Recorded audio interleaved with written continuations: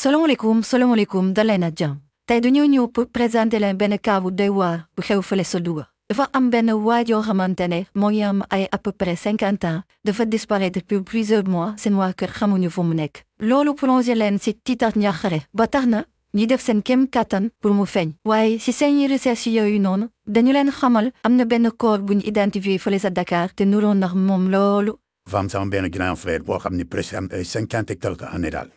amul carte d'identité amul téléphone amul dara di jaayee Dakar mais ñun Louga lañ dëkk. léegi gaañ bi mu toogee fii garage turandoom la doon fanaan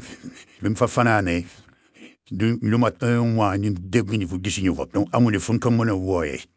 buñ ko defee si réseaux sociaux di ko laajte di la nit ñu sapeur am na benn corps bu mu for fële Masaalikul Jinaan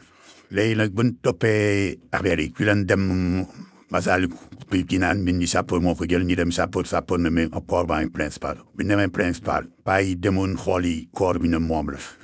ñu daal toppatoo kayit yi si gént yooyu yëpp daal jël corps bi dem denc ko Touba bu ñu ko dencee Touba finalement ñu toog lu mat 1 mois doomu prondoomi fekk ko Dakar may jaay mu ni ko yow ki di yaddaadi non munul ne quoi après ñu ne problème boobu mu woote village tamit def ko appel vidéo ne moom la daal di jëlee oto Louga ñibbisi ñëw Dakar jël yaddaadi yóbbu ko Louga actuellement ni mi ngi Louga affaire bi daf ñoo dépassé ñun fan soron Touba kay xam naa nu mu ko fay mujjee bàyyi affaire yi kay xam naa ni la delluwaat ba ci loxo procureur ndaxte jaay mi moom mais ñibbisi na Louga mais depuis samedi ba léegi mun ta wax dafa mel ni ku faw perdre connaissance moo di